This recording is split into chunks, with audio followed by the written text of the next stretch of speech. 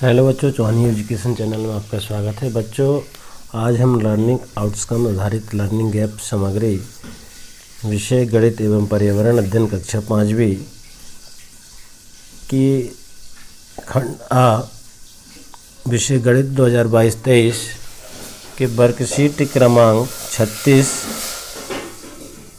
पर कार्य करेंगे।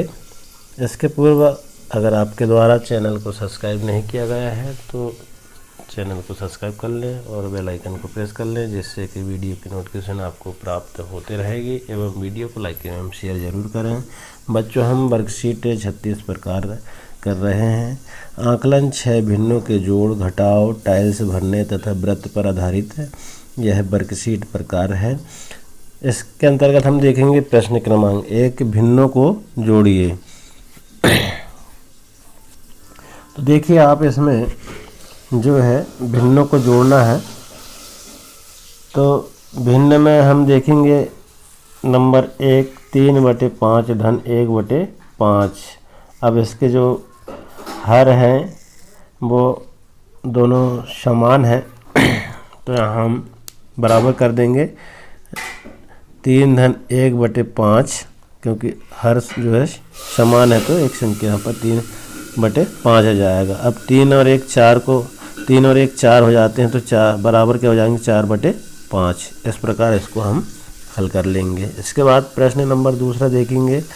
तो दूसरे में क्या है बच्चों, देखें 4/7 धन 2/7। इसके भी जो है हर सामान्य है, इसलिए हम बराबर करके 4 धन 2/7 कर लेंगे और दोनों को हम 4 और 2 को जोड़ देंगे तो 6/7 इसका हल प्राप्त हो जाएगा। इसके बाद बच्चों देखेंगे प्रश्न क्रमांक तीसरा, 8/9 धन 1/9। इसका भी हर समान है, इसलिए बराबर करके हम 8 धन 1/9 कर देंगे और 8 और 1 9 जोड़ आ जाएगा। इसके बाद बटे 9, इस प्रकार से इसको हम हल कर लेंगे। इसके बाद देखेंगे बच्चे आप प्रश्न क्रमांक 2, भिन्नों को घटाइए। अभी हमने भिन्नों को जोड़ा है, अब भिन्नों को हम घटाएंगे।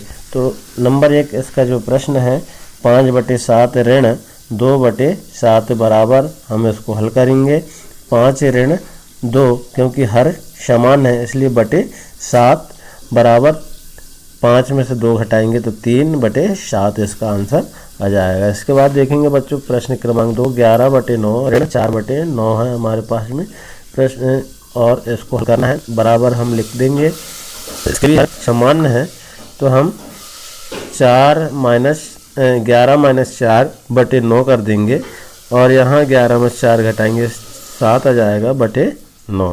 इसके बाद प्रश्न क्रमांक तीसरा देखें 15/8 ऋण 3/8 बराबर, हम इसको हल करेंगे तो इसके भी जो हर है समान है, तो 15 ऋण 3/8 कर देंगे। तो हम यहाँ हम 15 में 3 घटा देंगे 12/8।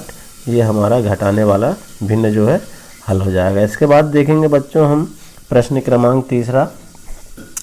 तो प्रश्न क्रमांक तीसरा है, नीचे दिए फर्श के पैटर्न को पूरा करो और रंग भरो। तो इसको पैटर्न को हमको पूरा करना। देखें आप, यहाँ पर पैटर्न बना हुआ है, इस पैटर्न को आगे बढ़ाना है। तो हमने पेन से ही इसमें कलर कर दिया है और इस तरह आप भी कर लेंगे। इसके बाद ये पैटर्न आता है, इस प्रकार से हम इसको पैटर्न को आगे बढ़ा लेंगे।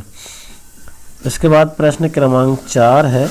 तो प्रश्न क्रमांक 4 में निम्न चित्र में वृत्त का केंद्र व वृत्त का अर्धव्यास पहचान कर लिखिए। अब हम ये देखिए वृत्त बना हुआ है, इसका केंद्र और अर्धव्यास हमको पहचान करके लिखना है।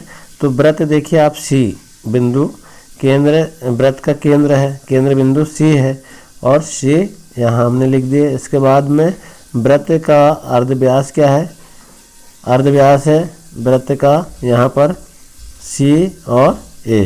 तो वृत्त का हमने अर्धव्यास लिख दिया C और A। इस प्रकार हमारी वर्कशीट जो है 36 तैयार हो जाती है। इसके बाद हम 37 पर कार्य करेंगे। तो 37 वर्कशीट पर क्या है बच्चों, देखें हम घन की अवधारणा है इसमें। तो घन की अवधारणा में हम देखेंगे इसमें देखें और समझें। तो इसमें किरण के पिताजी उसके घर में खेलने के लिए एक खेल लेकर आए। अब उसने अपने दोस्तों को बताया, इस खेल में सांप सीढ़ी और लूडो का खेल है। इसमें खेल को आगे बढ़ाने के लिए पासे का उपयोग करते हैं। पासे का आकार इस प्रकार रहता है। अब पासे देखिए, सांप सीढ़ी के खेल के लिए ये पासा किस तरह से रहता है, ये पासा आपने देखा होगा बच्चों। तो देखिए आप इसमें 1 4 5 ऐसे पूरे सारे जो है इसमें नंबर रहता है। अब इसमें हमको क्या हल करना है, देखिए अब इसकी लंबाई चौड़ाई ऊंचाई सभी बराबर होती है। पासे की जो है लंबाई चौड़ाई ऊंचाई सभी बराबर होती है। जिस पर अंक 1 2 3 4 5 6 लिखे होते हैं उसे सतह कहा जाता है। जिस तरफ से वह ऊपर भाग में ये पासा आएगा, नंबर आएगा, उसका नंबर इसमें हमने 1 से लेकर 6 तक अंक होते हैं। अब कुछ पासों में अंक की जगह डाट या बिंदु भी बने होते। कुछ पासों में गिनती होती है, कुछ पासों में डाट या बिंदु बने होते हैं। जैसे 1 2 बिंदु, 1 बिंदु, 4 बिंदु, इस टाइप से इसमें बने होते हैं कि अंकों की हमारी पहचान हो जाए ऐसे। इसके बाद देखेंगे हम, आमने सामने वाली सतह पर लिखी संख्याओं का योग हमेशा 7 होता है। अब इसमें एक और विशेष बात पासे में क्या होता है कि आमने सामने वाली सतह पर लिखी संख्याओं का योग जो होता है हमेशा कितना होता है, 7 होता है। जैसे 4 और 3 7, 5 और 2 7, 6 और 1 7, इस तरह अंकों का जो जोड़ है 7 होता है। तो इस आकार को गणित की भाषा में घन कहा जाता है। अब इसी को गणित की भाषा में, जिसको हमने पासा देखा है, उसको हम क्या कहते हैं, घनाभ कहा जाता है। गणित की भाषा में इसे बच्चों घनाभ कहा जाता है, ये आपको ध्यान रखना है। अब इसमें ही देखेंगे हम प्रश्न क्रमांक 1, पासे के आमने सामने वाली सतह में से किसी एक सतह पर अंक 2 लिखा है तो दूसरी सतह पर कौन सा अंक होगा। अब देखें बच्चों, इसमें पासे के आमने सामने वाली सतह में से किसी, अब जैसे 2 लिखा है तो यहाँ 5 होगा। 2 और 5 कितने होते हैं, 7 होते हैं, क्योंकि आमने सामने वाली सतह पर कितनी संख्या होती है, 7 होती है। ये आप अच्छे से ध्यान रख लें। इसके बाद प्रश्न 2 है, पासे घन में कितनी सतह, कोने और कितने किनारे होते हैं। अब देखिए आप सतह है, इसमें कोने जो है गिन लेंगे हम।